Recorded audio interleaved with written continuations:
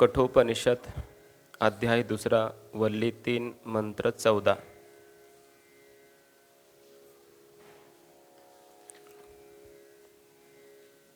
मागच्या मंत्रामध्ये आपण पाहिलं की अस्ति इति एव उपलब्धव्यः,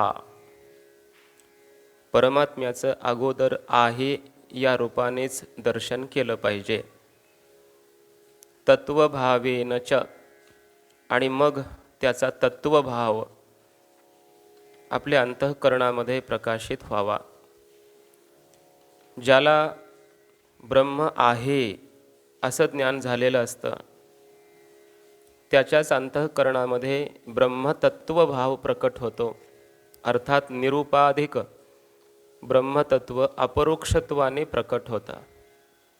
सर्वं खल्विदं ब्रह्म नेह नानास्ति किंचन, अशा प्रकारचा भाव त्याच्या अंतःकरणामध्ये प्रकट होतो। ज्याला अगोदर अस्ति ब्रह्म जगतः मूलं कारणं सच्चिदानंदघनं अद्वयम् अद्वितीयं स्वगत सजातीय विजातीय भेदरहितं, असं ब्रह्म आहे हे ज्ञान झालं त्यालाच ब्रह्माचं अपरोक्ष दर्शन होतं। निरुपाधिकत्वानेही त्याचा अपरोक्ष साक्षात्कार होतो। आणि मग असं दर्शन झाल्याच्या नंतर एवं परमार्थदर्शिनोः, अशा प्रकारे मग त्या परमात्म्याचं परमार्थ दर्शन झालं, यथार्थ वास्तव दर्शन झालं, सत्याचं दर्शन झालं, अनुभव आला की मग त्या महापुरुषाच्या अंतःकरणातील सर्व संशय ग्रंथी निवृत्त होतात, असं सांगतायत पुढच्या मंत्रामध्ये। यदा सर्वे प्रमुच्यन्ते कामायेस्य हृदि श्रिताः अथ मर्त्यो मृतो भवत्य अथ मर्त्यो मृतो भवति अत्र ब्रह्म समश्नुते। यदा सर्वे प्रमुच्यन्ते कामायेस्य हृदि श्रिताः अथ मर्त्यो मृतो भवति अत्र ब्रह्म समश्नुते। यदा, ज्या वेळेला, सर्वे कामाः, सर्व काम म्हणजे विषय कामना, अस्य हृदि श्रिताः, या साधकाच्या हृदयामध्ये आश्रय करून राहिलेले, अगोदर म्हणजे ज्ञानपूर्ण प्राप्त होण्याच्या पूर्वी ज्ञानपूर्व कालामध्ये ज्या ज्या कामना या साधकाच्या हृदयामध्ये आश्रित असतात ते सर्वच काम प्रमुच्यन्ते, ब्रह्मज्ञान झाल्याबरोबर सर्व प्रकारचे ते काम कामना विषय निवृत्त होतात। अथ, मग यानंतर मर्त्यः, अगोदर ज्ञानपूर्व असा अर्थ घ्यायचा। ज्ञानाच्या पूर्वी तो मर्त्य मरणशील असा होता, मरणधर्मशील होता, पण आता मात्र अमृतो भवती, आता तो अमरधर्मा झाला, अविनाशी स्वरूपाला प्राप्त झाला। म्हणजेच अत्र ब्रह्म समश्नुते, याच ठिकाणी तो या शरीरामध्येच ब्रह्मभावाला प्राप्त होतो, असा याचा अर्थ आहे। यदा यस्मिन् काले सर्वे कामाः कामयितव्यस्य अन्यस्य अभावात् प्रमुच्यन्ते विशीर्यन्ते ये अस्य प्राक् प्रतिबोधात् विदुषः हृदि बुद्धौ श्रिताः आश्रिताः। या ज्ञानी पुरुषाच्या अंतःकरणामध्ये ज्ञानपूर्व कालामध्ये आश्रय करून राहिलेल्या सर्व कामना आता मात्र म्हणजे ज्ञानकालामध्ये कामयितव्याचा अभाव झाल्यामुळे नष्ट होतात। कारण विषय समोर नाही राहिले, मग कामना कशाची करायची? सर्वं खल्विदं ब्रह्म असं ज्ञान झालं, आता विषय समोर कुठला राहिला नाही। या विषयातही कही जया आपण पे वाचुनी नाही। प्रत्येक वस्तूमध्ये जो स्वतःचं स्वरूप पाहायला लागला त्याला आता विषय राहिलं नाही, जगत राहिलं नाही, त्यामुळे आता कामना कशाची करील, असा याचा अर्थ आहे। बुद्धिर्हि या विद्वानाच्या बुद्धीमध्ये आश्रय करून हे राहिलेले असतात काम अगोदर प्राक प्रतिबोधात, म्हणजे ज्ञान होण्याच्या पूर्वी. बुद्धिर्हि कामानामाश्रय न आत्मा, कारण बुद्धीच या कामनांचा वगैरे आश्रय आहे. काम क्रोध विकारांचा आश्रय कोण आहे? बुद्धी आहे. आत्मा न, आत्मा नाही. का बरं? एक श्रुती प्रमाण सांगतायत, कामः संकल्पः इत्यादी श्रुत्यंतराच्च. कामः संकल्पः विचिकित्सा एतत् सर्व मन एव, अशी ती श्रुती आहे. काम, इच्छा, संकल्प करणं हे सगळे धर्म कोणाचे आहेत? मनाचे धर्म आहेत, असं श्रुतीमध्ये प्रतिपादन केलं आहे. त्यामुळे बुद्धीच्याच आश्रयाने सर्व कामना राहतात, आत्म्याच्या नाही. अथ म्हणजे तदा, म्हणजे ज्ञानकाली, मर्त्यः प्राक प्रतिबोधात आसीत. ब्रह्मज्ञान होण्याच्या पूर्वी, आत्मसाक्षात्काराच्या पूर्वी तो मर्त्य जीव होता, मरणधर्मा होता. पण आत्ता मात्र उत्तर कालम, म्हणजे ब्रह्मज्ञान झाल्यावर अविद्या काम कर्म लक्षणस्य मृत्योः विनाशात अमृतो भवती. आता ब्रह्मज्ञान झालं, त्यामुळं अविद्या गेली, कामना गेली, कर्म संपलं सर्व.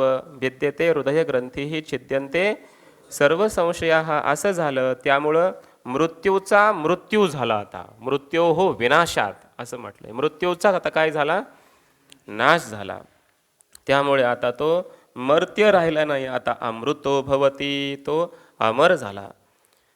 गमन प्रयोजकस्य मृत्योः विनाशात गमन अनुपपत्तेः अत्र एव प्रदीप निर्वाणवत सर्व बंधन उपशमात ब्रह्म समश्नुते ब्रह्मैव भवती इत्यर्थः. कारण त्याला लोकांतराला जाण्याला कारण कोण असतो? मृत्यू. ब्रह्मज्ञान न होता प्राप्त झालेला मृत्यू त्याला लोकांतराला जाण्यासाठी कारण ठरत असतो. पण आता ब्रह्मज्ञान झालं असल्यामुळे त्याला आता मृत्यू राहिला नाही, कारण तो अमर अविनाशी ब्रह्म झालेला आहे. त्यामुळे मग आता त्याचे प्राण लोकांतराला जात नाहीत. उदाहरण दिलंय, कापुराची वाती उजळली ज्योती. माझ्या आधी हेच चाललं होतं का तुमचं चिंतन? पाठ घेतला काय अशोक महाराज तुम्ही आधीच? अच्छा. प्रदीप निर्वाणवत, फक्त एवढंच आहे. आचार्यांनी म्हटलंय प्रदीप निर्वाण. एखादा दिवा अगोदर लावावा आणि मग तेल वगैरे संपलं की आपोआप ते काय होते? वात पूर्ण जळून तो जीवा जागीच्या जागीच नष्ट होतं. ज्ञानोबरायांनी पुढचं उदाहरण दिलंय, कापुराच्या वातीचा दिवा आहे. कापुराची वातीने उजळली ज्योती. आता त्या ठिकाणी अग्नी पेटला, दिवा लागला, किती वेळ असतो? थोडा वेळ. आणि नंतर मग तो अग्नीही जातो, कर्पूरही संपतो, खाली उरतं ते फक्त आकाश. तसं त्या न्यायाने याच ठिकाणी तो, याच देहामध्ये, की ज्या देहात त्याला ब्रह्मज्ञान झालं, त्याच देहामध्ये त्या क्षणी तो ब्रह्मरूप होतो. त्याचे प्राण आत्मरूप होतात, ब्रह्मरूप होतात, लोकांतराला जात नाही. ठाईच समाप्ती, इथंच त्याचं सगळं समाप्त होऊन जातं. लोकांतराला जाण्यासाठी काही शिल्लक राहत नाही, असा याचा अर्थ आहे. समजलं? आपुले मरण पाहिले म्या, हे येते मरण. बरोबर. कदा पुनः कामाना मूलतः विनाशः इति उच्यते. संपूर्ण कामनांचा समूळ नाश केव्हा होतो? अविद्येसह नाश कधी होतो? इति उच्यते, हे सांगितल्या जात आहे पुढच्या मंत्रामध्ये. ब्रह्मविद्येच्या प्रकरणातील हा शेवटचा मंत्र या उपनिषदातला. यदा सर्वे प्रभिद्यन्ते हृदयस्येह ग्रंथयः अथ मर्त्यो मृतो भवति एतावध्यनुशासनम्. यदा सर्वे प्रभिद्यन्ते हृदयस्येह ग्रंथयः अथ मर्त्यो मृतो भवति एतावध्यनुशासनम्. यदा, ज्या कालामध्ये ब्रह्मज्ञान झाल्यावर, सर्वे हृदयस्य ग्रंथयः प्रभिद्यन्ते. इह म्हणजे याच मानवी जीवनात काय होतं? सर्व हृदयामध्ये राहणाऱ्या ग्रंथी, गाठी, विपरीत ज्ञानाच्या, जगताला सत्य समजत होता, ही एक गाठ आहे. अविद्या, ब्रह्मस्वरूपाचं ज्ञान नव्हतं, अविद्या ही ग्रंथी आहे. संशय होते अनेक प्रकारचे ब्रह्मस्वरूपासंबंधाने. ह्या गाठी होत्या. ह्या सर्व गाठी प्रभिद्यंते संदेहाच्या सुटल्या गाठी, तुका म्हणे सोडिल्या गाठी, झालो काय दिली मिठी पायाशी. असं झालं. सर्व गाठी सुटल्या विपरीत ज्ञानाच्या, अध्यासाच्या, अविद्येच्या, संशयाच्या, आत्मा अनात्मा जगत संबंधीच्या, जगत उत्पत्ती संबंधी, जगत स्थिती संबंधी, जगत प्रलयासंबंधी, आत्म्यासंबंधी, परमात्म्यासंबंधी, बद्धतेसंबंधी, मोक्षासंबंधी, हे सर्व सर्व ब्रह्मज्ञानाच्या साधनासंबंधी, मोक्षप्राप्तीच्या साधनासंबंधीच्या सगळ्या गाठी सुटल्या. आणि मग अथ त्यानंतर मर्त्य ज्ञानपूर्व कालामध्ये विनाकारणच जन्मणारा मरणारा असा होता, पण आता मात्र अमृत भवती, आता तो अमर झाला. एतावत ध्यानुशासनम, एवढाच वेदांत शास्त्राचा उपदेश आहे, आदेश आहे असा अर्थ. याच्या पलीकडं काही सांगायचं आता शिल्लक राहिलं नाही. नचिकेताला यम भगवान सांगतायत की तू जे काही विचारलं होतंस ते हेच आहे, याच्या पलीकडं आता काही सांगायचं शिल्लक राहिलं नाही. एतावत ध्यानुशासनम असं का म्हणावं लागतं? कारण जर न जाणो शिष्याला पुढे शंका होईल की अजून काही सांगायचं राहिलं आहे का, पूर्ण ज्ञान झालं का, आणखी काही पुढं आहे का, आता पुढे काय, अशा प्रकारची शंका राहू नये म्हणून श्री गुरु शेवटी सांगत असतात, बस संपलं, एवढाच उपदेश आहे वेदांताचा, एवढाच आदेश आहे. यदा सर्वे प्रभिद्यन्ते भेदम उपयांती विनश्यन्ति हृदयस्य बुद्धेः इह जीवतः एव ग्रंथयः ग्रंथिवत दृढबंधनरूपाः अविद्या प्रत्ययाः इत्यर्थः. ज्या वेळेला सर्व हृदय ग्रंथी प्रभिद्यन्ते म्हणजे भेदाला प्राप्त होतात, म्हणजे नष्ट होतात, हृदयातील म्हणजे बुद्धीतील. कधी? इह म्हणजे जिवंत असतानाच. ग्रंथी ग्रंथी का म्हटलं? ग्रंथीवत दृढबंधन रूपाः अविद्या प्रत्यय. एखादी गाठ जशी पक्की बांधल्यावर सुटत नाही, तशी आत्म्याची ना अनात्म्याची वगैरे काय झालेली आहे? गाठ पक्की, आणि ती आपल्याला सुटत नाही. म्हणून दृढ बंधन प्राप्त झाले आपल्याला त्या गाठीप्रमाणे. अनेक प्रकारच्या संशयांचं अविद्या प्रत्यय, हा अविद्येचे प्रत्यय म्हणजे अविद्येमुळे प्राप्त होणारे सगळ्या प्रकारचे अनुभव. कसे अनुभव? त्या गाठीचा अनुभव सांगतायत. ह्या सगळ्या गाठी आहेत. कशा गाठी? अहम इदम शरीरम, मम इदम धनम, सुखी दुःखी च अहम. ह्या गाठी बघा. अहम इदम शरीरम, हे शरीर मी आहे. मम इदम धनम, हे धन माझं आहे. मी सुखी आहे, मीच दुःखी झालो आता. बरोबर ना? इथे एवमादी लक्षणाः अविद्या प्रत्ययाः असा अन्वय करायचा वरचा शब्द. अशा प्रकारचे अविद्येमुळे प्राप्त होणारे हे प्रत्यय म्हणजे अनुभव, अशा वृत्ती यांनाच म्हटलेलं आहे गाठी, ग्रंथी. विपरीत ब्रह्मात्म प्रत्यय उपजननात. आता काय झालं? या गाठींच्या विपरीत काय आहे? ब्रह्म आणि आत्मा यांचा प्रत्यय. आतापर्यंत मी देह म्हणत होता, आता उलट झालं. काय? मी ब्रह्म आहे. आतापर्यंत मी सुखी, मी दुःखी. आता दुःखी तर नाही, पण मी सुखी पण नाही, मी सुख आहे, सुखरूप मी आहे, असं यथार्थ ज्ञान झालं. मग यथार्थ ज्ञान झालं असल्यामुळे ब्रह्म एव अहम अस्मी असंसारी इति, असं त्याला ज्ञान झालं. मी ब्रह्म आहे, मी संसारी नाही, जन्म मरण मला नाही, असं यथार्थ ज्ञान झालं असल्यामुळे विनष्टेषु अविद्या ग्रंथीषु, सगळ्या अविद्येच्या ग्रंथी विशेष रूपाने नष्ट होतात. आणि मग त्यामुळे तन्निमित्ताः कामाः मूलतः विनश्यन्ते. मग त्या अविद्येच्या निमित्ताने असणाऱ्या सर्व कामनासुद्धा निवृत्त होतात. अविद्येची गाठच सुटली एकदा की बाकीच्या गाठी आपोआप सुटतात. मग कारण सगळ्या गाठीला कारण कोण आहे? ही गाठ आहे. कोण? अविद्या. काही गाठी सुटतच नाहीत, न सुटणार. जर सोडायला गेलं की आवळून बसते.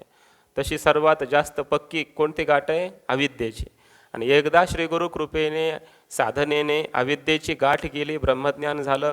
मग अविद्येची गाठ सुटली की बाकीच्या गाठी ढिल्या पडतात. कारण अविद्यामूलकच आहेत सगळे, पुन्हा कामना वगैरे सगळं. मग सगळ्या बाकीच्या गाठी सुटल्या, कामना नाही राहिल्या. म्हणून म्हटलंय ना, कामांचा पूर्ण नाश कधी होतो? अविद्येचा नाश झाला तर. समजतंय ना? अविद्येचा नाश झाला तर कामना अंतकरणातल्या निवृत्त होतात. ज्याच्या अंतकरणामध्ये ब्रह्मज्ञान झालं नाही त्याची अविद्या गेली नाही, अज्ञान गेलं नाही. आणि अज्ञान गेलं नाही, मग किती मोठा परमार्थिक असू द्या, त्याच्या कामनांचा नाश झालेला नसतो. अंतःकरणात कामना असतातच.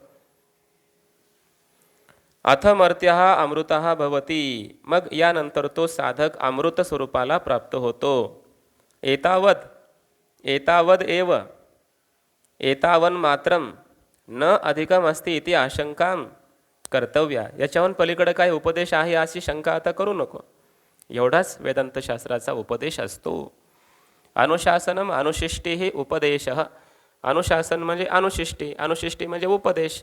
एवढाच वेदांतशास्त्रांचा उपदेश आहे. सर्व वेदांतानाम इति वाक्यशेषः. कोणाचा हा एवढाच उपदेश आहे? तर सर्व उपनिषदांचा, असा या ठिकाणी वाक्याचा अध्याहार करायचा. सर्व वेदांतानाम एतावद ही अनुशासनम अस्ति. सर्व उपनिषदांचा, वेदांताचा, शास्त्राचा, वेदाचा वगैरे एवढाच उपदेश आहे. याच्या पलीकडे काही उपदेश शिल्लक राहत नाही. म्हणून ब्रह्मविद्येचं प्रकरण या ठिकाणी समाप्त झालं. बघा आता पुढे 1-2 मंत्रामध्ये उपासनेचं प्रकरण पुन्हा आलेलं आहे. पाठीमागे जी उपासना सांगितली होती नचिकेताला, स्वर्गाच्या प्राप्तीला कारण ठरणारी किंवा याम्य पद प्राप्त करून घेण्यासाठी कारण ठरणारी जी पाठीमागे उपासना सांगितली होती, त्या उपासनेचं फल त्या साधकाला कसं प्राप्त होत असतं, तो साधक त्या उपासनेचं फल कसं प्राप्त करून घेतो, इथून त्याचं देहाचं उत्क्रमण होतं कसं, समजतंय ना. उपासकाच्या देहाचं उत्क्रमण होतं कसं, प्राणाचं उत्क्रमण होतं कसं. तर थोडासा योगाचा प्रकार या ठिकाणी सांगणार आहेत. जास्त काही अवघड नाही, सोपा विषय. बघा उलट विज्ञान आहे हे, मनोविज्ञान वेदांतशास्त्रामध्ये आलेलं. बघा शरीर विज्ञान. निरस्त अशेष विशेष व्यापी ब्रह्म आत्मप्रतिपत्त्या प्रभिन्न समस्त अविद्यादि ग्रंथे हे जीवतः एव ब्रह्मभूतस्य विदुषः न गतिः विद्यते इति एवं उक्तम अत्र ब्रह्म समुष्णुते इति उक्तत्वात्. आत्तापर्यंत काय सांगितलं त्याचा थोडासा अनुवाद करतायत की ज्या ब्रह्मस्वरूपाच्या ठिकाणी कुठलंही विशेषण नाही, कुठलीही उपाधी नाही, असं जे सर्व व्यापक असलेलं ब्रह्म तेच आपलं स्वरूप आहे. अशा प्रकारचं ज्ञान झाल्याच्या नंतर म्हणजे अहम ब्रह्मास्मी असं ज्ञान झाल्यानंतर समस्त अविद्या इत्यादी संपूर्ण ग्रंथींचा काय होतो, भेद होतो, नाश होतो.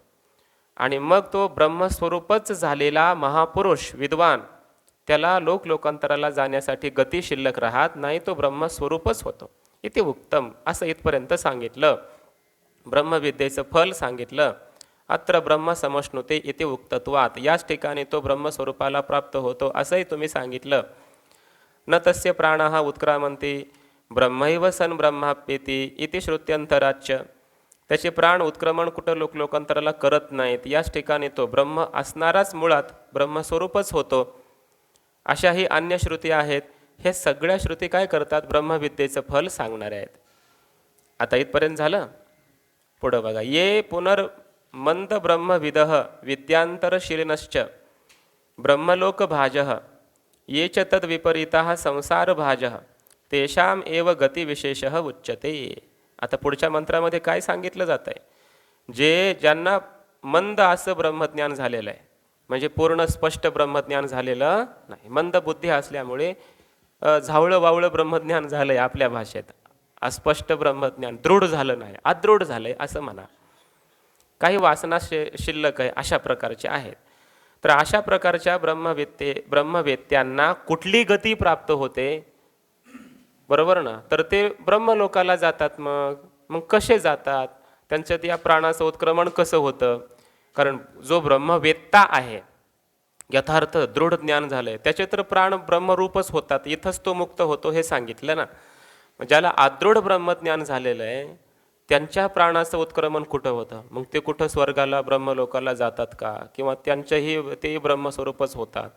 तर उत्तर सांगणार आहेत की त्यांना ब्रह्मज्ञान दृढ न झाल्यामुळे ते मुक्त होत नाहीत, ते ब्रह्मलोकाला जातात. मग कसे जातात, तर सुषुम्ना नाडीच्या द्वारा ते या ब्रह्मरंध्रातून भेदन करून त्यांचं उत्क्रमण होतं. उत्तरायण मार्गाने सूर्यरश्मीच्या आधाराने ते ब्रह्मलोकाला जातात. असा त्यांचा प्रवास मृत्यूनंतरचा सांगणार आहेत पुढच्या मंत्रामध्ये. अजून कोणाचा हा प्रवास आहे, विद्यांतरशीलिनश्च. सकाम जरी नसलं तरी दृढ ब्रह्मज्ञान झालं नाही ना. येतात ना मग ते, पण अगोदर त्यांना पण ब्रह्मलोकाला जावं लागतं, जावंच लागतं. लगेच त्यांना मानवदेह नाही, त्यांना मग एकतर स्वर्गाला जावं लागतं त्याच्या त्याच्या अधिकारानुसार, किंवा ब्रह्मलोकाला जातात. मग एकतर तिथं मुक्त होतात साधना करून, चिंतन करून वगैरे, किंवा मग तिथून पुन्हा मृत्यू लोकामध्ये योगभ्रष्ट होऊन येतात आणि मग मुक्त होतात. विद्यांतरशीलिनश्च, अन्य अन्य प्रकारच्या प्रणवादी उपासनांमध्ये जे तत्पर आहेत अशा प्रकारचे ब्रह्मलोक भाजहा, जे ब्रह्मलोकाचे भागीदार आहेत, अधिकारी आहेत, बरोबर ना, त्यांना कशी गती प्राप्त होते, ते ब्रह्मलोकाला कसे जातात, ते पुढच्या मंत्रामध्ये सांगणार आहेत. आणि येच तद्विपरीत हा संसार भाज, म्हणजे जे ज्यांना ना ब्रह्मज्ञान झालं ना ब्रह्मलोकाचे अधिकारी, संसाराचेच जे अधिकारी आहेत, अर्थात ज्यांना जन्म मरण हेच प्राप्त होतं, असे जे अज्ञानी जीव आसक्त, ते संसाराला कसे प्राप्त होतात, त्यांचं उत्क्रमण प्राणाचं कसं होतं, समजतंय ना. हा विषय पुढच्या 2 मंत्रामध्ये येणार आहे. त्यांचा गतिविशेष, त्यांची विशेष गती कशी होते ते पुढं सांगणार आहेत. प्रकृत उत्कृष्ट ब्रह्मविद्या फलस्तुतये, हे कशासाठी पुढं सांगणार आहेत बघा बरं. म्हणजे 3 गोष्टी झाल्या.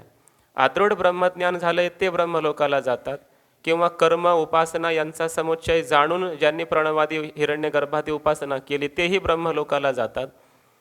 मग ते ब्रह्मलोकाला कसे जातात हे सांगायचं आहे. आणि जे मग ना ब्रह्मस्वरूपाला गेले ना ब्रह्मलोकाला जाऊ शकतात, असे जे संसाराचेच अधिकारी आहेत ते संसाराला प्राप्त कसे होतात, बरोबर ना, त्यांचा उत्क्रमण कसं होतं, हा विषय पुढच्या मंत्रामध्ये येणार. मग ह्या 3 प्रकारच्या गती सांगून सिद्ध काय करायचं आहे, तर प्रकृत आत्तापर्यंत जे ब्रह्मविद्या सांगितली यम भगवंतांनी, त्या ब्रह्मविद्येच्या फलाची स्तुती करायची म्हणून, समजतंय ना. ब्रह्मविद्येचं फल, बाबा इथं जर ब्रह्मज्ञान झालं नाही तर तुम्हाला मग आताच सांगितलं त्याप्रमाणे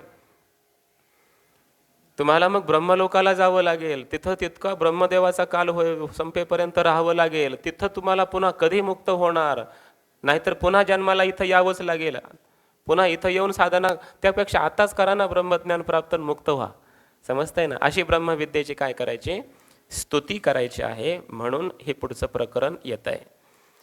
किंच अन्यद अग्निविद्या पृष्ठा प्रत्युक्ताच्या, नचिकेताने विचारल्यानंतर यमराज भगवंताने अग्निविद्येचं सुद्धा त्या ठिकाणी मागे निरूपण केलं होतं.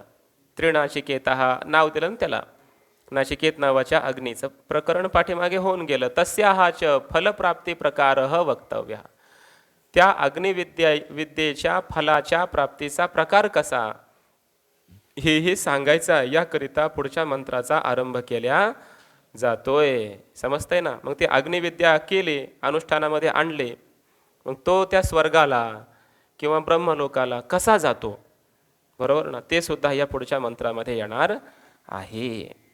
थोडक्यात ब्रह्मलोकाला जाणाऱ्यांचा प्रकार कसा असतो ते येणार आहे, आणि संसारालाच प्राप्त होणाऱ्यांचा प्रकार कसा असतो, उत्क्रमण कसं होतं प्राणाचं, तो प्रकार या पुढच्या मंत्रामध्ये सांगतायत. शतंचैकारुदयस्य नाड्यस तासां मूर्धान मभिनिसृतैका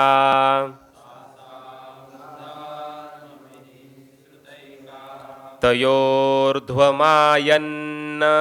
मृतत्वमेति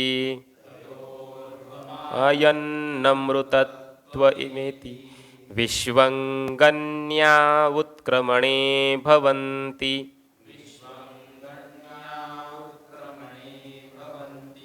शतं चैकाचरुदयस्य नाड्यस्तासां मूर्धानमभिनिसृतैका तयोर्ध्वमायन्नमृतत्वमेति विश्वंगन्या उत्क्रमणे भवन्ति. शतं च एका च हृदयस्य नाड्यः, शतम म्हणजे 100, च आणि एकाच आणि 1, 100 आणि 1 किती अशोक महाराज, 101. हृदयस्य नाड्यः, हृदयाच्या एवढ्या नाडी आहेत. हृदयामध्ये आपल्या किती नाड्या आहेत, 101. बघा बरं, हे शरीर विज्ञान आहे. उपनिषदांनी सांगितलेलं. आपल्या हृदयाच्या या नाड्या आहेत किती? 101. तासाम त्यांच्यामध्ये एका मूर्धानम अभिनिसृता. बरोबर ना? अन्वयपूर्वक अर्थ सांगतोय, पदच्छेद अन्वय. त्यांच्यामध्ये एक अशी नाडी आहे की ती आपल्या या मूर्धा भागाचा भेद करून बाहेर निघालेली आहे. समजलं का? इथं छिद्र आहे की नाही आपल्या, तिथून ती नाडी बाहेर आली, हृदयातून ती नाडी वर आलेली आहे अशी आतून, आणि या मूर्धा भागाचा छेद करून ती अगदी सूक्ष्म नाडी आहे. तिनं काय केलं? या टाळूचा मूर्धा भागाचा काय केलाय? छेद, भेद केलेला आहे. छोटंसं छिद्र असतं की जिथून परमात्म्याने प्रवेश केलाय. असं म्हटलंय, परमात्मा जेव्हा चिदाभास रूपाने या शरीरामध्ये प्रवेश करतो, त्या बाळाच्या ह्याच्यामध्ये हृदयात आपलं गर्भात असतानाच, तेव्हा मूर्धानम असं म्हटलंय. मूर्धा भाग जो आहे ना, त्याचा छेद करून तिथून परमात्मा त्या नाडीच्या, ती एक नाडी म्हणजे सुषुम्ना नाडी, तिथून परमात्मा आतमध्ये हृदयामध्ये जाऊन बसले. कारण तिचा संपर्क इकडे आहे असा. कुठं? हृदयामधून इकडे. म्हणून येताना परमात्मा कुठून आलाय? त्या सुषुम्ना नाडीद्वारा मूर्धा भागाचा छेद करून मग असाच हृदयात येऊन बसलाय. म्हणून हृदयामध्ये मी रामू. म्हणून जेव्हा योगी पुरुष किंवा हे ब्रह्मलोकाला साधक जातात, तेव्हा त्या हृदयात आपलं जीव प्राण काय करतात? त्या सुषुम्ना नाडीमध्ये संघटित करतात, एकरूप करतात, आणि त्या सुषुम्ना नाडीच्या द्वारा आपल्या प्राणाचं म्हणजे जीवाचं उत्क्रमण करतात. त्या मूर्धा भागाच्या बाहेर निघालेली आहे ती नाडी. इथं छेद आहे, छेद करून ती बाहेर आलेली नाडी आहे सुषुम्ना. मग तिच्याद्वारा ते उत्क्रमण करून जातात, म्हणजे परमात्म स्वरूपाला प्राप्त होतात असं म्हटलंय. म्हणजेच ते या मार्गाने मग बाहेर येतात आणि मग सूर्याच्या रश्मी, बरोबर ना, ह्या सूर्यरश्मींना धरून असं चढतात वरी. तसं आपण जिन्यावर चढतो तसं हे त्या सूर्यरश्मींना पकडून, त्याचे ते विशिष्ट सामर्थ्य असतं. तो काय दिव्य देह आहे ना, तेजोमय देह आहे. तेज हे आत्मज्योती आणि हे इकडं सूर्याची ज्योती. मग सूर्यज्योती स्थूल आहे ना, तसं पायऱ्या कसे आपल्या जड, आपण थोडे हलके असतो म्हणून आपण त्याच्यावर पाय देऊन वर जातो. आत्मज्योत हलकी आहे, सूक्ष्म आहे. मग ते आत्मज्योत त्यांचे त्या सूर्याच्या प्रकाशाच्या किरणांना जणू काही त्या सूर्यप्रकाशाच्या त्या किरण हे त्याच्यासाठी स्थूल असतात, जणू पायऱ्या आहेत, आणि त्याला धरून ते ब्रह्मलोकाला जातात आदित्य मार्गाने. कुठं? ब्रह्मलोकाला जातात. कोण? हे ब्रह्मलोकाचे अधिकारी की ज्यांना शुद्ध दृढ ब्रह्मज्ञान झालेलं नाही, किंवा ज्यांनी विशिष्ट कर्म उपासना केलेली असते, त्यामुळे ते ब्रह्मलोकाचे भागीदार असतात. ते ब्रह्मलोकाला जाताना अशा पद्धतीने जातात. समजतंय ना? तया ऊर्ध्वम आयन अमृतत्वमेते.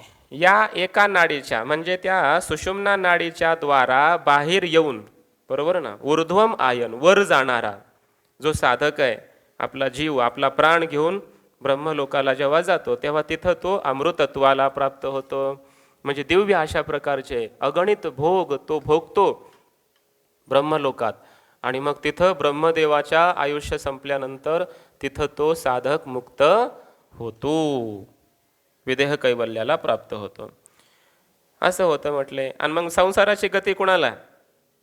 विश्वंगन्या उत्क्रमणे भवंती अन्याहा, म्हणजे बाकीच्या मग राहिलेल्या, म्हणजे सुषुम्ना नाडी ती एक हृदयातून मूर्धा भाग छेद करून वर जाणारी ब्रह्मलोकाला घेऊन जाते. मग ती एक सोडून बाकीच्या 100 नाड्या, समजतंय ना, बाकीच्या 100 राहिल्यात ना, मग त्या 100 नाड्या कशाला आहेत? मग त्या नाडीच्या द्वारा जीव जातो. आपण कानातून जीव गेला, कान बारका होतो, डोळ्यातून गेला, डोळे सुकतात, बरोबर ना, कुठून कुठून जीव गेला म्हणतात ना, तो भाग कसा होतो? असा उघडा राहतो म्हणतात त्याचा. मग त्या नाडी, त्या बाकीच्या ज्या 100 नाड्या आहेत, त्या नाडींच्या द्वारा त्या जीवाला त्या कर्मानुसार ती गती प्राप्त होते. जाताना मग तो त्या 100 पैकी कुठल्या तरी नाडीच्या द्वारा देहातून बाहेर उत्क्रमण करतो, कुठल्या तरी छिद्रातून मग तो बाहेर जातो, आणि त्या प्रकारचा संसार ती योनी त्याला मग पुढं प्राप्त होते. अर्थात तो ब्रह्मलोकाला जात नाही, तो मुक्त होत नाही. ती संसाराची गती आहे. भाष्य बघा आता. शतंच शतसंख्याकाच शतसंख्याकाः एकाच सुषुम्ना नाम पुरुषस्य हृदयात विनिसृता नाड्यः शिराः तासां मध्ये मूर्धानं भित्वा अभिनिसृता निर्गता सुषुम्ना नाम. समजतंय ना आता? तोच विषय मी विस्तारानं अगोदर सांगून टाकलाय. पुन्हा पुन्हा तेच होतंय. पुनरुक्ती होते आपल्या पाठात जास्त अशी. आधीच सांगून टाकतो मी भाष्यातला विषय. 100 आणि पुन्हा 1 अशा 101 क्रमांकाच्या असलेल्या हृदयाच्या नाडी आहेत. त्यांच्यामध्ये एक नाडी अशी आहे की जी मूर्धा भागाचा छेद करून वर निघालेली आहे. तिचं नाव आहे सुषुम्ना. तया त्या नाडीच्या द्वारा अंतकाले हृदयामध्ये आत्मानं वशीकृत्य योजयेत. तो साधक काय करतो? आपल्या आत्म्याला हृदयामध्ये एक करतो आणि त्या नाडीमध्ये नेऊन ठेवतो. कोणत्या? सुषुम्ना नाडीमध्ये. आणि मग तो त्या नाडीद्वारा आपला प्रवास करतो. तया नाड्या त्या नाडीच्या द्वारा ऊर्ध्वम उपरी आयन गच्छन त्या नाडीच्या द्वारा वर जाणारा तो उपासक. आदित्यद्वारेण म्हणजे त्या सूर्यमार्गाने सूर्यरश्मीच्या किरणांच्या मार्गाने. अमृतत्वम अमरण धर्मत्वम आपेक्षिकम तो ब्रह्मलोकाला जातो म्हणजे त्याला अमृतत्व प्राप्त होतं. हे अमृतत्व कसं आहे म्हटलंय? आपेक्षिक आहे म्हणजे सापेक्ष आहे. इथं जसे लोक फटाफट मरतात तसं ब्रह्मलोकात नाही ना. गेला की ब्रह्मदेवाचं आयुष्य होईपर्यंत तिथं तो जिवंतच आहे. पार महाप्रलय होईपर्यंत त्याला ब्रह्मलोकात पुन्हा मरण नाही, काय नाही. म्हणून हे सापेक्ष असणारं अमरत्व त्याला प्राप्त होतं. आभूत संप्लवम स्थानम अमृतत्वम विभाव्यते इति स्मृते. हे पाठ करायचं आहे. विष्णू पुराणातला श्लोक आहे. एवढं आचार्यांनी आपल्यावर उपकार करून एवढं दिलंय, तेवढं तरी पाठ केलं पाहिजे. आभूत संप्लवम म्हणजे या पंचमहाभूतांचा क्षय होईपर्यंत आपली स्थिती राहणं, अवस्थिती राहणं ब्रह्मलोकामध्ये, याला म्हटलं जातं अमृतत्व. समजतंय ना? अमर होणं म्हणजे काय? स्वर्गाला जाणं हे सापेक्ष अमर आहे. तसं ब्रह्मलोकाला जाणं हे सुद्धा काय? सापेक्षिक अमरत्व आहे. का बरं? कारण तिथलं अमरत्व कुठपर्यंत? पंचमहाभूतांचा पूर्ण नाश होईपर्यंत म्हणजे महाप्रलय होईपर्यंत. महाप्रलयापर्यंत ब्रह्मलोकातले जीव तसेच राहतात. म्हणून त्यांना तोपर्यंतचं जे अमरत्व प्राप्त होतं म्हणजे मृत्यू राहत नाही. महाप्रलय होईपर्यंत ते पुन्हा मृत्यूला प्राप्त होत नाहीत. असं त्यांचं अमरत्व सापेक्षिक आहे. इति स्मृते. ब्रह्मणा वा सह कालांतरेण मुख्यम अमृतत्वम एति भुक्त्वा भोगान अनुपमान ब्रह्मलोकगतान. किंवा दुसरा अर्थ भाष्यकार करतायत असाही मग तुम्हाला अमृतत्व जर निरपेक्षच घ्यायचं असेल, ब्रह्म स्वरूपाचंच घ्यायचं असेल, बरोबर ना, तर मग एक अर्थ करावा लागेल की ब्रह्मदेवाबरोबर ते कालांतरेण म्हणजे ब्रह्मदेवाचं आयुष्य संपल्यानंतर जेव्हा महाप्रलय होईल आणि ब्रह्मदेव मग मुक्त होतो तेव्हा ते ब्रह्मदेवाबरोबरच मुक्त होतात. पण तोपर्यंत ब्रह्मलोकामध्ये अनुपमेय ज्यांना उपमाच नाही अशा प्रकारचे अनेक भोग भोगतात. दिव्य अशा प्रकारचे भोग ब्रह्मलोकामध्ये भोगतात आणि मग ब्रह्मदेवाबरोबर ते मुक्त होतात.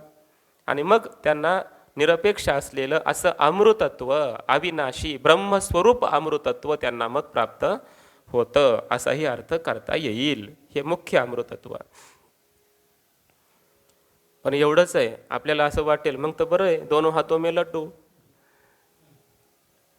ब्रह्मलोकाला जायचं, दिव्य असे भोग भोगायचे, मज्जा करायची मस्त ब्रह्मलोकात, पुन्हा पुन्हा मरा जन्मा हे पण नाही है. तिथून मजा बघायची खाली पुन्हा यांची, इथल्या लोकांची, आणि मस्त दिव्य भोग भोगायचे. मग ब्रह्मदेवाबरोबर पुन्हा मुक्तही व्हायचं तिथलं आयुष्य संपल्यावर. असं जर कुणाला वाटेल तर तो ब्रह्मलोकाला जात नाही. त्याला ब्रह्मलोकाला जाता येणार नाही. पहिली गोष्ट अशी आहे, मागे सांगितलं आचार्यांनी, सच दुष्प्रापहा, ब्रह्मलोक प्राप्त होणं अत्यंत कठीण. लक्षात घ्या बरं, एक वेळ ब्रह्मज्ञान होणं सोपं आहे पण ब्रह्मलोक प्राप्त होणं अवघड आहे. कारण त्याला फारच शुद्ध जीवन लागतं. ब्रह्मज्ञानामध्ये काय मिथ्या म्हणून आपण सोडू शकतो, थोडंफार काय चुकलं तर जाऊ दे, मिथ्या आहे. कारण ब्रह्मज्ञानासाठी प्रायश्चित्त काय बाबा सांगत असतात, मी ब्रह्म आहे, मी असंग निर्विकार आहे, हेच त्याला प्रायश्चित्त आहे एखादी चूक घडली तर. समजलं ना? पण ब्रह्मलोक म्हणत नाही प्रायश्चित्त केलं ह्यानं घेऊन जाऊ. त्याचं आचरण सोन्यासारखं शुद्ध पाहिजे, पवित्र पाहिजे. सोन्याला तरी हिनकसाचा डाग असेल, त्याला निष्कलंक जीवन पाहिजे पूर्ण, तर ब्रह्मलोकाला जाता येतं. एवढं सोपं नाही. आणि मग ब्रह्मज्ञानाचा जो साधक आहे त्याला किंचित वासना शिल्लक राहिल्यामुळं दृढ ब्रह्मज्ञान होत नाही, त्याला जाता येतं म्हटले ब्रह्मलोकाला. पण मग असं आहे की त्याची उगत थोडीशी किंचित अशी वासना असते ना, आणि तिथं काय मग भले मोठे भोग भेटतात, आहे की नाही? भले मोठे भोग भेट. एवढीशी इच्छा शिल्लक राहिली होती, काहीतरी आपलं कौतुक थोडंसं म्हणा, शोभन बुद्धी म्हणा, बघून येऊ. आपण म्हणतो ना, सहज बघायला गेलो काय अडकून बसलो बुवा इथं, उगच आलं. तसं त्या साधकाचं होतं. त्याला वाटतं काय कौतुक थोडं शिल्लक राहिलं मला विनाकारण, आता हे सगळे भोग भोगत बसा. त्याला आनंद नाही वाटत, तो तिथं अनुताप करत असतो. ऐशे देवी भोग भोगिता अनुतापी नित्य नित्य अनुताप करतो. तो वाट बघतो ब्रह्मदेव कधी मरतोय, ब्रह्मदेवाचं आयुष्य कधी संपत आहे, आणि त्याच्याबरोबर मी कधी मुक्त होईल, वाट पाहत असतो. पण त्याला काही करता येत नाही. बाबा सांगत असतात ब्रह्मलोक दोघांना मिळतो, एकाला बक्षीस म्हणून, एकाला शिक्षा म्हणून. बरोबर ना? ज्याला ब्रह्म मोक्ष पाहिजे होता इथंच, आणि ते भेटलं नाही किंचित वासनामुळे, ईषद वासना, गेला ब्रह्मलोक, त्याला मग शिक्षा. आता बस भोगत राहिली वासना शिल्लक, भोग आता, त्याला शिक्षा. आणि ज्याला इथं त्यानं उपासना केली, सकाम उपासना वगैरे काही केले, ब्रह्मलोकाला जाण्यासाठीच केली त्यानं, यज्ञ याग उपासना कर्म अग्निविद्या हे सगळं केलं, समुच्चय जाणला, जायचं आहे मला ब्रह्मलोक, मग त्याला मिळतो ब्रह्मलोक. पण त्याला मग बक्षीस म्हणून मिळतो. पण एवढंच आहे, मग तिथं तो या आसक्तीमुळं गेला असल्यामुळं तिथं तो खुश राहतो, असा मस्त आनंदी राहतो. कोण? ज्याला जायचंच होतं तिथं, तो तिथं गेल्यास कसा राहतो? मग आनंदी राहतो, तो मस्त दिव्य भोग असे भोगतो. प्रॉब्लेम एवढाच आहे की मग ब्रह्मदेवाबरोबर तो मुक्त होत नाही, कारण नियम असा आहे, वैराग्य झाल्याशिवाय ज्ञान होत नाही, आणि ज्ञान झाल्याशिवाय मुक्त होत नाही. आणि त्याला वैराग्य नाही, आसक्त आहे, त्यामुळे मग तिथले दिव्य भोग भोगतो, आणि तिथलं आयुष्य संपलं, पुण्य संपलं की पुन्हा आ ब्रह्मभुवना लोका पुनरावर्ती नोर्जुन, हे त्यांच्यासाठी. समजलं ना? त्यांना पुन्हा जन्माला यावं लागतं, असा याचा अर्थ आहे. कोणीकडूनही बघा, ब्रह्मलोकाला गेला त्याला त्रासच आहे, असा अर्थ. मोक्षप्राप्तीच्या इच्छेनं आणि गेला ब्रह्मलोकाला, त्याला तिथं जाऊन बी त्रासच आहे. आणि ब्रह्मलोकाच्या इच्छेनं ब्रह्मलोकाला गेला, त्यालाही त्रासच आहे, कारण तिथं आहे तर बरोबर आहे, पुन्हा आल्यास कुठलं जन्म मिळेल, मुंगी किडा काय व्हावं लागेल सांगता येत नाही, त्याला येतो. याचा अर्थ असा आहे, एकंदरीत ब्रह्मलोकाला जाऊच नाही. तात्पर्य हे, ब्रह्मविद्या प्राप्त करा, मुक्त व्हा इथंच, याची देहे याची डोळा, भोगू मोक्षाचा सोहळा, हे प्राप्त करा. हा, ब्रह्मादिक पदे दुःखाची शिराणी, तेथे दुश्चित जनी जडो देशी, असं याचं कारण आहे बघा. हे त्याचं कारण आहे. ब्रह्मसूत्रामध्ये अजून विषय आलेला आहे, बघू पुन्हा कधी आल्यावर. झालं इथवर. विश्वं नानाविध गतय अन्य अनाड्य उत्क्रमणे निमित्तं भवन्ति संसार प्रतिपत्त्यर्थाः एव भवन्ति इत्यर्थः. बाकीच्या मग ज्या 100 नाड्या आहेत ना, त्या अनेक प्रकारच्या गतीला प्राप्त करून देणाऱ्या, त्या सर्व या जीवाला संसाराला प्राप्त करून देणाऱ्या, अशा प्रकारच्या जन्ममरणाला प्राप्त करून देणाऱ्या, अशा प्रकारच्या त्या बाकीच्या नाड्या असतात. एकच नाडी आहे सुषुम्ना, सर्वात सूक्ष्म आहे. तिचा संबंध, तिचा कनेक्टिंग कुठं आहे? डायरेक्ट हृदय, मूर्धान, ब्रह्मलोक. समजलं ना? या मार्गाने ती नाडी आपल्याला ब्रह्मलोकाला घेऊन जाते, सुषुम्ना नाडी, असं अर्थ. ह्याचं सुषुम्नेचं केलं ना वर्णन त्या वासुदेवामध्ये. मनोजय वासना तोडून केली बेमोडी, मणिपूर नगर पाहता दुर्गती मोडी, काम क्रोध मद मत्सर अहंकार झोडी, अखंड परमानंद सेवनी उभवी गुडे, गुदपीडन कुंडलिनी कलिमल दलभंग ते करिवो वनभंग, ब्रह्मरंध्री मिसळे परी मुमुक्षु दंग. असं म्हटलंय. म्हणून हा मार्ग एवढा सोपा आहे असंही नाही, पण त्यानं अभ्यास तसा केलेला असतो, त्याला तसे गुरु भेटलेले असतात, त्याला ती साधना माहिती असते. बरं चला आता पुढं. इदानीम सर्व वल्यर्थ उपसंहारार्थम आह. आतापर्यंत जी ही षष्ठी वल्ली सर्व वल्ली असं म्हटलंय. आतापर्यंत सर्व वल्ली ह्या ज्या 6 वल्ली झाल्या, 6ला 6 वल्ली, 2 अध्याय आणि 6 वल्ली यांच्या अर्थाचा उपसंहार करण्यासाठी पुढच्या श्रुतीमध्ये सांगतायत. उपसंहार आहे. अंगुष्ठमात्र पुरुषोंतरात्मा सदा जनानां हृदये सन्निविष्टः तं स्वाच्छरीरात् प्रवृहेन् मुञ्जादिवेशिकां धैर्येण तं विद्याच्छुक्रममृतम् तं विद्याच्छुक्रममृतमिति अंगुष्ठमात्रः पुरुषोऽन्तरात्मा सदा जनानां हृदये सन्निविष्टः तं स्वाच्छरीरात् प्रवृहेन् मुञ्जादिवेशिकां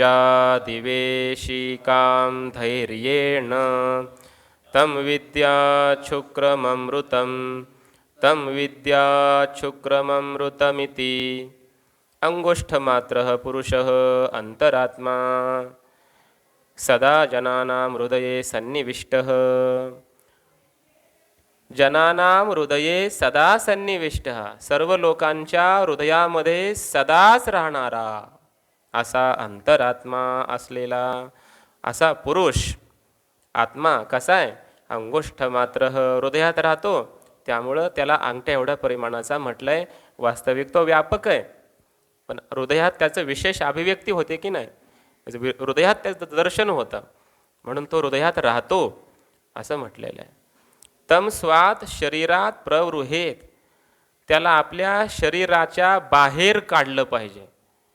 त्याला काय केलं पाहिजे? शरीराहून बाहेर काढावं. म्हणजे काय? त्याला शरीराहून भिन्न जाणावं. शरीराहून बाहेर काढायचं वडून असा अर्थ काय? याचा असा अर्थ नाही. मग शरीराहून तो भिन्न आहे, कारण त्याच्यात मिक्स करून त्याला पाहू नका. यालाच मग अध्यास म्हणतात. त्याला शरीरातून बाहेर काढा म्हणजे त्याला शरीरामध्ये तादात्म्यापन्न होऊ देऊ नका. तो आत्मा देहाहून भिन्न आहे असं जाणा. जसं अग्नी आणि लोखंड तापल्यानंतर अयोगोलक, त्या लोखंडामध्ये अग्नी आहे की नाही? मग लोखंडात अग्नी आहे, पण अग्नी म्हणजे लोखंड आहे का? लोखंड म्हणजे अग्नी आहे का? ते भिन्न आहेत की नाही? यालाच म्हणायचं लोखंडातून अग्नी बाजूला कर. समजलं? तसं देह आणि आत्मा एकत्र आहेत मध्ये, पण देह म्हणजे आत्मा नाही असं समजणं म्हणजे आत्म्याला देहातून बाजूला करणं. कसं काढायचं? मुंजा देव येशिकाम धैर्येण. पंचदशीमध्ये हाच दृष्टांत दिलेला आहे. ते मुंजा नावाचं बारीक गवत असतं. ते मुंजा नावाचं ते भूत असा अर्थ घ्यायचा नाही. मुंजा म्हणजे बारीक गवत, येशिका म्हणतात त्याला. त्याच्यामध्ये येशिका, त्या मुंजा नावाचं गवत आणि त्याच्यामध्ये बारीक दर्भ असतो काडीचा, येशिका. एक एक एक एक पापुद्रा आपण वरचा असा काढतो आणि मग मध्ये काय राहतं? अगदी कापसासारखा असा, त्याला तूल म्हटलंय, कापूसच म्हटलंय. कापसासारखा भाग असा त्या गवताच्या काडीच्या आतमध्ये गर्भ, त्याला पुन्हा बाजूला करता येत नाही. कितीही करायचं म्हणजे ते तुटून जाईल, पण त्याला पुन्हा त्याच्यावरचा पापुद्रा काढता येत नाही. अगदी बारीकमध्ये कापसासारखा भाग शिल्लक राहतो आणि तोपर्यंत मात्र वरच्या आपण स्थूल पत्र त्याचे बाजूला करू शकतो. समजलं ना? त्या पद्धतीने हे पंचकोश बाजूला करा. अन्नमय कोश आत्मा नाही का? कार्यत्वाद. प्राणमय कोश आत्मा नाही का? जडत्वाद. मनोमय कोश आत्मा नाही का? विकारित्वाद. बाजूला करतो एक एक पापुत्रा आपण, आतमध्ये जातो. विज्ञानमय कोश आत्मा नाही का? विकारित आपलं हे विलयादी अवस्थावत्वाद. आणि आनंदमय कोशही आत्मा नाही का? कादाचितकत्वाद. असं पंचकोशांच्या पापुद्र्यांना आपण बाहेर काढलं, मग आतमध्ये राहिला तो त्या बारीक कापसासारखा सूक्ष्म असा आत्मा. त्याला आता बाजूला करता येत नाही, त्याचा बाध करता येत नाही. असं मग आत्मा आहे आणि तो आत्मा या सर्व देहादिकांचा द्रष्टा, अधिष्ठान, साक्षी असा आहे. देहरूप नाही आत्मा माझा, मी देह नाही, असं धैर्यपूर्वक जाणावं. आणि याला मग धैर्य लागतं ना. धैर्येणं म्हटलंय बघा इथं, शेवटी पण शब्द आला, पाठीमागे बऱ्याच ठिकाणी गेलाय धीरा, कश्चित धीरा वगैरे, इथं पण धैर्यनं म्हटलंय. म्हणजे हे सत्य स्वीकारायला सात्विक धैर्य लागतं. समजतंय ना. सत्याचा स्वीकार करायला कधी हे सात्विक पराकोटीचं धैर्य लागतं. खोट्याचा स्वीकार करायला काय धैर्य लागतं. समजतंय ना. एखाद्याला आपण स्वीकारतो, चांगल्या माणसाला स्वीकारणं ह्याला धैर्य लागतं. मूर्खांना तर कोणीही सांभाळून चाललंय. किंवा बाकीचे जे स्थूल पदार्थ आहे जगतातील विषय वगैरे, त्यांना स्वीकारायला काय लागतंय. पण जी वस्तू सूक्ष्म आहे बरोबर, तिला प्राप्त करण्यासाठी, पण जी सत्य आहे तिला प्राप्त करण्यासाठी धैर्य लागतं. म्हणजे इंद्रिय मन यांच्यावर विजय मिळवावा लागतो. तम विद्या शुक्रम अमृतम, असा तो जो आत्मदेहाहून पृथक केलेला आहे ना, त्याला तुम्ही शुक्र जाणा. तो अत्यंत शुद्ध, पवित्र, सूक्ष्म, व्यापक, अमर, अविनाशी, अद्वितीय, ब्रह्मरूप असा आहे, असं तुम्ही जाणा. तम विद्या शुक्रम अमृतम, त्याला तुम्ही शुक्र शुद्ध असं जाणा. इति असं जी द्विरुक्ती आली की नाही, दोनदा म्हटलंय. तम विद्या शुक्रम अमृतम इति असं जे दोनदा म्हटलंय ते उपनिषदाच्या परिसमाप्तीचं द्योतन करण्याकरिता म्हटलेलं आहे. पुढे भाष्यकारांनी सांगितलेलंच आहे. अंगुष्ठ मात्र पुरुष अंतरात्मा सदा जनानां संबंधिनी हृदये सन्निविष्ट यथा व्याख्यात. अंगठ्या एवढा असणारा हा पुरुष अंतरात्मा, जणू काही अंगठ्या एवढा बरं, सदा या जनांच्या लोकांच्या संबंधी असलेल्या अशा हृदयामध्ये, जीवांच्या संबंधी असलेल्या अशा हृदयामध्ये सन्निविष्ट आहे. यथा व्याख्यात, पाठीमागे याच उपनिषदामध्ये 12-13 मंत्रामध्ये अंगुष्ठ मात्र का म्हणायचं वगैरे हा विषय झालेला आहे. यथा व्याख्यात याचा अर्थ आम्ही मागे सांगितलेला आहे. विस्ताराने पाहायचं असेल तर घ्या बघून तिथं, असं आचार्य म्हणत आहे. तम स्याद, तम त्या आत्म्याला, स्वात आत्मीयात शरीरात, प्रवृहेत उदयच्छेत निष्कर्षेत पृथक कुर्यात इत्यर्थ. एवढे शब्द दिले समानार्थी समजण्याकरिता. आपल्या शरीरापासून अशा त्या आत्म्याला वेगळं करावं, पृथक करावं, जाणावं.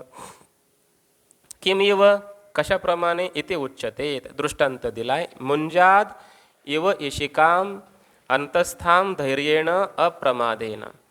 त्या मुंजा नावाच्या गवतामधून ईशिका, बारीक अशा प्रकारची कापसासारखी जी काडी किंवा दर्भ किंवा तो कापूसच म्हणा, त्याला ज्याप्रमाणे आपल्याला सावध राहून वेगळं करावं लागतं बरोबर ना. फटाफट वाड्या गेलं कसं बी तर ते काय मोडून जातं. मग त्याला सावधान राहून हळूहळू हळू पापुद्रे बाजूला करावे लागतं. तसं इथं सुद्धा आत्मानात्म विवेक करत असताना सावधान, प्रमादरहित, न जाणू एखादा विकार अंतःकरणात येतोय का, मग काय उपयोग आहे परमार्थ करू बरोबर ना.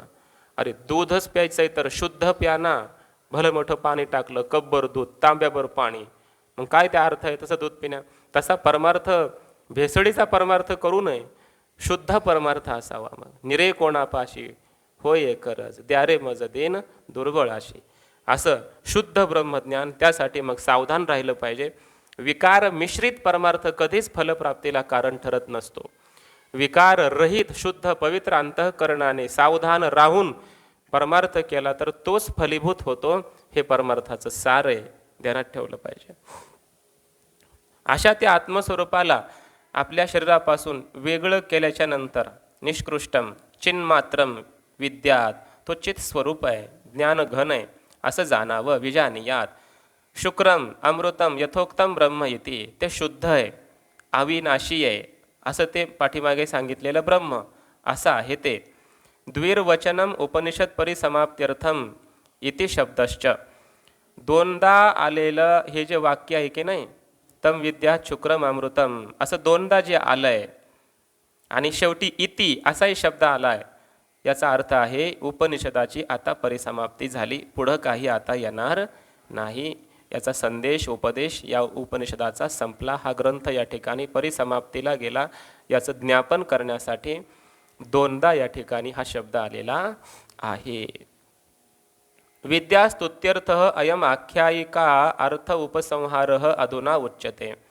आता पुन्हा एकदा ब्रह्मविद्येची स्तुती करण्यासाठी या आख्यायिकेच्या अर्थाचा उपसंहार केला जातोय पुढच्या मंत्रामध्ये. ही संपूर्ण जी आख्यायिका आहे यमदेवाने सांगितलेली नचिकेताला, हे जी आख्यायिका आहे संपूर्ण, ह्याचे या ठिकाणी उपसंहार करतायत. कशासाठी? ब्रह्मविद्येच्या स्तुतीसाठी. पुढच्या मंत्रामध्ये सांगतात, मृत्यू प्रोक्तां नचिकेतोऽथ लब्ध्वा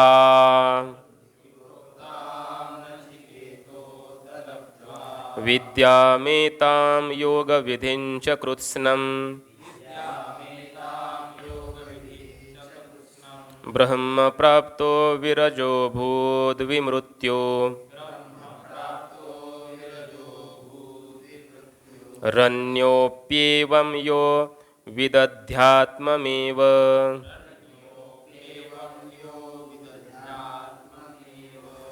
मृत्यु प्रोक्तां नचिकेतोऽथ लब्ध्वा विद्यामेतां योगविधिं च कृत्स्नं ब्रह्म प्राप्तो विरजो भूद्विमृत्यो रण्योऽप्येवं यो विदध्यात्ममेव. मृत्यू प्रोक्तां, मृत्यू देवतेने सांगितलेली ही आख्यायिका नचिकेतः लब्ध्वा, हा नचिकेत काय झाला? ह्याला प्राप्त करून विद्याम एताम योग विधींच कृत्स्नम, एताम विद्याम मृत्यू प्रोक्ताम, अन्वय असा करायचा. मृत्यू देवतेने सांगितलेली हे विद्या अथच आणि कृत्स्नम योग विधीम, संपूर्ण योगाचा विधी. पाठीमागे योग पण सांगितलं की नाही या ब्रह्मविद्येच्या प्राप्तीसाठी. म्हणजे ब्रह्मविद्या आणि ब्रह्मविद्येच्या प्राप्तीचा हा योग, योगाचा विधी, हे सगळंच नचिकेतः लब्ध्वा, नचिकेताने हे सगळं प्राप्त करून तो नचिकेता ब्रह्मप्राप्तः विरजः विमृत्युः अभूत असा झाला. ब्रह्मप्राप्त असा झाला म्हणजे ब्रह्मस्वरूप झाला. विरज म्हणजे शुद्ध झाला, मलिनता राहिली नाही. विमृत्युः मृत्यूरहित झाला म्हणजे अमर झाला. कोण? नचिकेता. मग नचिकेताच झाला का? या उपनिषदाचं तर आम्ही चिंतन केलं, आम्हाला काय?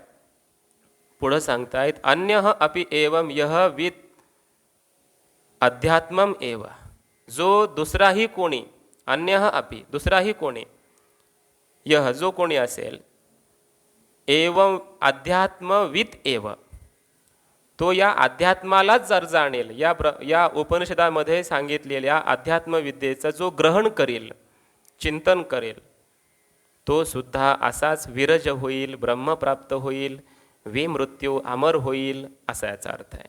समजलं? मृत्यू प्रोक्ताम यथोक्ताम येताम ब्रह्मविद्याम योगविधींच कृत्स्नं समस्तं सोपकरणं सफलम इति येतात. नचिकेता वरप्रदानात् मृत्योर्लब्ध्वा प्राप्य इत्यर्थः किम? ब्रह्म प्राप्तः अभूत मुक्तः अभवत इत्यर्थः. मृत्यू देवतेने सांगितलेली ही संपूर्ण ब्रह्मविद्या, योगाचा विधी सगळं आहे, हे साधनासह फलासह नचिकेताने प्राप्त केलं. कारण वर दिला होता मी देईन म्हणून, त्यामुळे दिलं, मिळवलं. काय मिळवलं? ही ब्रह्मविद्या मिळवली. मग ब्रह्म प्राप्त झाला, जीवनमुक्त झाला. कसा झाला? विद्याप्राप्त्या विरजः विगत धर्माधर्मः विमृत्युः विगत काम अविद्यश्च सन पूर्वम इत्यर्थ. त्यानं अगोदर ब्रह्मविद्या प्राप्त केली, ब्रह्मविद्येद्वारा तो विरज झाला, म्हणजे धर्माधर्माचं मालिन्य राहिलं नाही. मग विमृत्यू झाला, म्हणजे अविद्या काम कर्म हे नष्ट झाले, आणि मग तो अमर झाला, जीवनमुक्त महात्मा झाला. कोण? नचिकेता.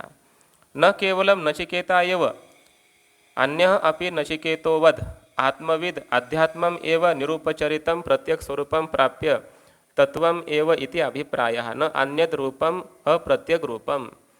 केवळ नचिकेताच नाही तर जो कोणी दुसराही नचिकेताप्रमाणे एकनिष्ठ होऊन अनन्य होऊन, बरोबर ना, या अध्यात्म ज्याचा काय निरूपचरितम उपचाररहित अशा प्रकारचं जे प्रत्यक्ष स्वरूप तत्व आहे त्याला प्राप्त करून असा अभिप्राय. अन्य जे अप्रत्यग रूप आहे, स्थूल आहे, बाहेरचे विषय आहेत, त्यांना प्राप्त करून कोणीही अमर होत नाही. प्रत्येक आत्मस्वरूपाचं यथार्थ दर्शन करून नचिकेताप्रमाणे जो कोणी चिंतन असं करेल तो सुद्धा नचिकेताप्रमाणे मुक्त होईल. तद एवं अध्यात्मम एवं उक्त प्रकारेण वेद विजानाति इति एवंविध सोपी विरजः सन ब्रह्मप्राप्त्या विमृत्युः भवति इति वाक्यशेषः. नचिकेताप्रमाणे या अध्यात्माला वर सांगितलेल्या प्रकाराने जो जाणतो तो जाणणारा सुद्धा विरज होतो, ब्रह्मस्वरूप होतो, अमर होतो, असा या ठिकाणी वाक्यशेष करावा. वाक्याचा अध्याहार करावा. शिष्य आचार्ययोः प्रमादकृत अन्यायेन विद्याग्रहण प्रतिपादन निमित्त दोष प्रशमनार्था इयं शांती उच्यते. आता या कठोपनिषदाचा शांती मंत्र आपण रोज म्हणतोय, तो शेवटी इथं आलाय. आचार्याने त्याचा आता थोडंसं भाष्य लिहिलंय. शिष्य आणि आचार्य जेव्हा अध्यापन करतात, बरोबर ना, गुरुजी सांगतात, शिष्य ऐकतात. कधी कधी प्रमादाने गुरुजी अध्ययन करवतात आणि शिष्य पण प्रमादानेच ग्रहण करतो. मग प्रमादाच्या निमित्ताने त्यांना काही दोष लागतो. त्या दोषाचं प्रशमन, शांती करण्यासाठी शांती मंत्राचं उच्चारण रोज केल्या जातं. प्रमादाने करणं म्हणजे गुरूंनी कुठल्या तरी इच्छेने ही ब्रह्मविद्यासारखं पवित्र ज्ञान कुठल्या तरी संसाराच्या इच्छेनं शिष्यांना देत असतील तर तो प्रमाद आहे. कुठल्या तरी अंतःकरणामध्ये दुसराच भाव आहे. किंवा ब्रह्मज्ञान देताना किंवा ही विद्या सांगताना शिष्य न जाणून माझ्यापेक्षा मोठा होईल म्हणून काहीतरी शिल्लक ठेवायचं मुद्दाम, काही वर्म मर्म सांगायचे नाही. आणि सगळं झाल्यावर वगैरे हे मग त्याला मुद्दाम एखादं काहीतरी असं विचारायचं, तुमचं झालं ना उपनिषद ऐकून, सांगा बरं मग हे कळलं का तुम्हाला. असं जर करत असेल तर तो प्रमाद आहे, प्रमाद गुरूंचा. गुरूंना जेवढं माहिती आहे त्या शब्दाच्या अर्थसंबंधाने ते सगळं सांगितलं पाहिजे. असं वाटू नये शिष्य माझ्याहून मोठे होते, आपलीच गादी घेतील, मोठे होते, त्यांनाच मान मान्यता. असं जर गुरूंना वाटत असेल तर प्रमादकृत अध्ययन आहे त्यांचं, अध्यापन आहे त्यांचं, ते दोष आहे त्यांचा. आणि शिष्य पण कधी कधी ग्रहण करताना विद्या काय करतात, यांच्यापेक्षा मला मोठं व्हायचं आहे म्हणूनच शिकतात. यांचं एवढं झालं आहे का, हे असे पाठ घेतात, मग हे मी पण शिकणार आणि यांच्यापेक्षा जास्त करणार. याला म्हणायचं प्रमादकृत अध्ययन, बरोबर ना. किंवा तुमचंच खंडन करायचं आहे म्हणून त्यांच्याकडंच आधी ऐकायचं आणि पुन्हा त्यांचंच खंडन करायचं, कुठंतरी दोष आरोपणच करायचं. बघा ह्यांनी हे सांगितलं पण हे ह्यांना जमलं नाही, असं काहीतरी प्रमाद, बरोबर ना. किंवा विकार अंतःकरणामध्ये ठेवून अनधिकारी होऊन, काम क्रोध विकार तसेच आहेत आणि श्रवण करतोय ब्रह्मविद्येचं, हा सुद्धा प्रमाद आहे बरं. हे सगळे प्रमाद आहे. म्हणून गुरूंनी संप्रदायपूर्वकच ज्ञान द्यावं, बरोबर. ते कृपाळू असले पाहिजे, श्रोत्रिय पाहिजे, ब्रह्मनिष्ठ पाहिजे. ह्याच्याहून अतिरिक्त असणे म्हणजे प्रमादकृत अध्यापन. शिष्य कसा पाहिजे, समर्पक पाहिजे. शिष्याने श्रवण करताना त्यानं समर्पण भावनेतून केलं पाहिजे. हे माझे गुरु आहेत, ही श्रद्धाच पाहिजे त्या शिकवणाऱ्याच्या विषय अंतःकरणामध्ये गुरुत्व बुद्धी असलीच पाहिजे, श्रद्धा असली पाहिजे. श्रद्धावान लभते ज्ञान तद्विधी प्रणिपातेन. सेवाभाव पाहिजे, काहीतरी आपल्याकडून सेवा घडावी, काही श्रद्धा आपली त्यांच्याविषयी चरणाविषयी असावी, समजताय ना. असा भाव असावा.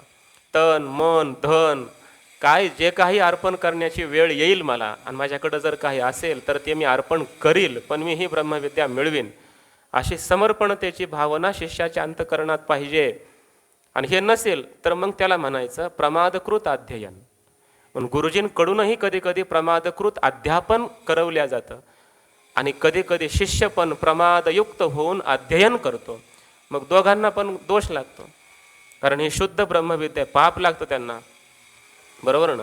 मग ह्या पापाचं निर्मूलन करण्यासाठी रोज शांती मंत्र म्हणतो आपण, समजलं ना. हा म्हणला पाहिजे, मग याचा अर्थ पण समजला पाहिजे, याकरिता हा शांती मंत्र दिलाय. याचा अर्थ असा हे दोष करायचे आणि पुन्हा शांती मंत्र म्हणायचा असा अर्थ नाही. नाहीतर मग हे दोष करायचे आणि पुन्हा जर म्हणाल तर दोष निवृत्त नाही होणार, ते बळकट होतील. आता बघा हा मंत्र, ओम सहनाववतु सहनौ भुनक्तु सह वीर्यं करवावहै तेजस्विनावधीतमस्तु मा विद्विषावहै. ओम शांति शांति शांति. सरळ अर्थ बघू, त्याचं भाष्य पुढं दिलंय आचार्यांनी. ओम परमात्मवाचक शब्द आहे हा, परमात्म्याचं स्मरण करतो. सहनौ अवतू, मी आणि आमचे आचार्य या दोघांचं एक साथ बरोबर रक्षण हो, परमात्मा रक्षण करो आमचं. सहनौ भुनक्तू, परमात्म्याने आमच्या दोघांचं एकत्र बरोबरच पालन करावं. सहवीर्यम करवावहै, आम्हा दोघांनाही या ब्रह्मविद्येच्या संबंधाने सामर्थ्य प्राप्त हो. तेजस्वी नव अधितम असतू, नव अधितम आमच्या दोघांनी जे काही अध्ययन केलंय ते तेजस्वी हो, फलाच्या प्राप्तीला कारण ठरो, तेजस्वी हो. मा विद्विषावहे, आणि आम्ही आचार्य आणि आम्ही शिष्य आम्ही परस्परांनी एकमेकांचा कधीही द्वेष करू नाही. ज्या अर्थी शांती मंत्र उपनिषद सांगतात याचा अर्थ गुरु शिष्यामध्ये सुद्धा द्वेषभाव असतो, बरोबर ना. ज्या अर्थी होऊ नये याचा अर्थ होत असला पाहिजे, म्हणून द्वेष होऊ नये आमचा कधी एकमेकांबरोबर, असं या ठिकाणी शिष्य प्रार्थना करतोय. ओम शांती शांती शांती, त्रिविध तापाची आमच्या शांती हो. सहनौ आवाम अवतु पालयतु विद्या स्वरूप प्रकाशनेन. आता बघा बरं, परमात्मा आमचं एकत्र रक्षण करो म्हटलंय ना, अवतु कशाने? ब्रह्मविद्येचं स्वरूप आमच्या अंतःकरणात प्रकाशित करून त्याद्वारा परमात्म्याने आमच्या दोघांचंही रक्षण करावं, असा अर्थ केला. कोणी करावं रक्षण? सह एव परमेश्वर उपनिषद प्रकाशित, या उपनिषदामध्ये असं वर्णन केलंय असा तो परमात्मा, त्याने आमच्यावर अशी कृपा करावी. किंच, एवढंच नाही, सहनौ भुनक्तू, आम्हीच्या दोघांचं त्याने पालन करावं. आता भुनक्तूचा काय अर्थ केला बघा, तत्फल प्रकाशनेन नौ पालयतो, त्या ब्रह्मविद्येचं फल आम्हाला प्राप्त करून द्यावं, आनंदावाप्ती वगैरे, जन्म मरणाचा अभाव, अमरत्व प्राप्ती, जे काही सांगितलंय ब्रह्मविद्येचं फल, त्याची प्राप्ती आम्हाला करून द्यावी आणि त्याद्वारे आमचं पालन करावं. सह एव आवाम विद्याकृतम वीर्यम सामर्थ्यम करवावहै निष्पादयावहै, या ब्रह्मविद्येच्या द्वारा प्राप्त होणारं जे वीर्य आहे, सामर्थ्य आहे, तेज आहे, ते आम्हाला एक साथ दोघांनाही प्राप्त होवो. किंच, एवढंच नाही तर तेजस्विनो आवयो यद अधितम तत् सुअधितम असतो. याचे दोन अर्थ केलेत. तेजस्विनो, आम्ही जे तेजस्वी होऊन आमच्या दोघांनी जे काही अध्ययन केलंय ते आम्ही अध्ययन केलेलं सुअधितम असतो, ते चांगलं हो. अध्ययन केलेलं कसं हो? गीता सुगीता कर्तव्या, अध्ययन जे केलंय त्याचं आचरण होणं याला म्हणायचं सुअध्ययन. अधितम सुअधितम भूयात, आम्ही शिकलेलं चांगलं शिकलेलं असं हो, सु हो, सुष्ठू हो, अर्थात त्याचा अनुभव येवो, त्याचं आचरण आमच्याकडून घडो, असा अर्थ. अथवा किंवा दुसरा अर्थ करतायत, तेजस्वी नव आवाभ्याम यद अधितम तद अतीव तेजस्वी वीर्यवद असतो इत्यर्थ. आमच्या दोघांकडून जे अध्ययन केलं गेलंय ते तेजस्वी हो, असा अर्थ. हा दुसरा अर्थ केला. पहिला अर्थ करताना तेजस्वी नावधीतम असतो, हे एकत्र शब्द होतो. मग तेजस्वी नव अधितम असं आमच्या तेजस्वी अशा आमच्या दोघांनी जे अध्ययन केलंय ते सुअधित असं हो. आणि दुसरा अर्थ केला तेजस्वी, ही पहिली वेलांटी, इथं थांबायचं जसं मंत्रामध्ये आहे, आणि मग नावधीतम म्हणजे नऊ अधितम तेजस्वी भवतो. आम्ही दोघांनी जे अध्ययन केलं ते तेजस्वी हो, सामर्थ्यवालं हो, अर्थात त्या ज्ञानामध्ये सामर्थ्य पाहिजे की नाही, जन्म मरणाचं खंडन करण्याचं, कोणत्याही विषयामध्ये संसारामध्ये राहूनही असंगत्वाचा बोध कायम राहतो महाराज, याला म्हणायचं ज्ञानाचं सामर्थ्य, वीर्य. समजतंय का? सत्यवादी करी संसार सकळ, अलिप्त कमळ जळी, संसार करूनही त्यापासून अलिप्त राहणं, बरोबर ना, हे असतं ज्ञानाचं सामर्थ्य. असं ज्ञानाचं सामर्थ्य आम्हाला मिळो. मा विद्विषावहै, शिष्य आचार्यौ अन्योन्यम प्रमादकृत अन्याय अध्ययन अध्यापन दोष निमित्तम द्वेषम मा करवावहै इत्यर्थ. आम्ही परस्परांचा द्वेष करू नये, गुरु आणि शिष्यांनी. म्हणजे प्रमादकृत असं जे अन्यायाने, न्यायपूर्वक नाही, संप्रदायपूर्वक नाही, अन्यायपूर्वक असं कुठल्या तरी द्वेषाने वगैरे अध्यापन करणं किंवा अध्ययन करणं, गुरु शिष्यांनी अधिकारी न होता अनधिकारीच हो राहून वगैरे श्रवण करणं शिकणं दोघांनाही दोष लागतो आणि मग त्या दोषामुळे एकमेकांचा आम्ही द्वेष करायला लागू नये. शांती शांती शांती इति त्रिर्वचनम सर्व दोष उपशमनार्थम इति ओम इति. तीनदा जे शांती शांती शांती असं म्हटलंय ते सर्व प्रकारच्या दोषांचा नाश करण्यासाठी निवृत्ती करण्यासाठी म्हटलंय. आध्यात्मिक आधिभौतिक आधिदैविक सगळे जे दोष आहेत ते तीनच ह्याच्यामध्ये मोडतात. तर तीनही प्रकारचे हे दोष दुःख ताप आमच्या जीवनातून निवृत्त होत यांची शांती हो याकरिता 3 वेळेला शांती शांती शांती असं म्हटलंय. इति ओम अर्थात शेवटी भाष्यकार म्हणतायत आता आम्ही थांबतो. शेवटी ओमचा उच्चार केला मंगल केलं आणि शेवटी या ठिकाणी आचार्य थांबले. महापुरुषांची ही परंपरा आहे. इति शम असं म्हणतात काही जण किंवा इति ओम असं म्हणतात आणि थांबतात. इति श्रीमद परमहंस परिव्राजकाचार्य गोविंद भगवत पूज्यपाद शिष्य श्रीमद आचार्य श्री शंकर भगवतः कृतौ कठोपनिषद भाष्ये द्वितीय अध्यायी तृतीया वल्ली समाप्ता. इति कठोपनिषदी द्वितीयोध्यायः समाप्तः. अशा प्रकारे भगवत पूज्यपाद जगद्गुरु श्री शंकराचार्यांनी कठोपनिषदावर निर्माण केलेल्या कृतीतील या तृतीया वल्लीचंही भाष्य समाप्त झालं. या ठिकाणी कठोपनिषदही समाप्त झालेलं आहे. ओम सहनाववतु सहनौ भुनक्तु सह वीर्यं करवावहै तेजस्विनावधीतमस्तु मा विद्विषावहै. ओम शांती शांती शांती. भगवान विश्वमौली श्री ज्ञानोबा यांच्या चरणी प्रार्थना करायची की या उपनिषदामध्ये जे ब्रह्मविद्येचे अधिकार सांगितलेत नचिकेता जसा एकनिष्ठ आहे तशी निष्ठा आमच्या अंतकरणात प्रकट हो. यमराज जशी ब्रह्मविद्या देतात तशी गुरूंनी आम्हाला जी ब्रह्मविद्या दिलेली आहे ती ब्रह्मविद्या आमच्या अंतकरणामध्ये फलोन्मुख हो. नचिकेता जसा विरज विमृत्यू हो ब्रह्मप्राप्त हा असा झाला ही फलं आम्हाला प्राप्त होत. किमान आम्ही ब्रह्मविद्येचे शुद्ध अधिकारी बनोत अशा प्रकारची प्रार्थना भगवान विश्वमौली श्री ज्ञानोबा यांच्या चरणी करायची. या ठिकाणी थांबू.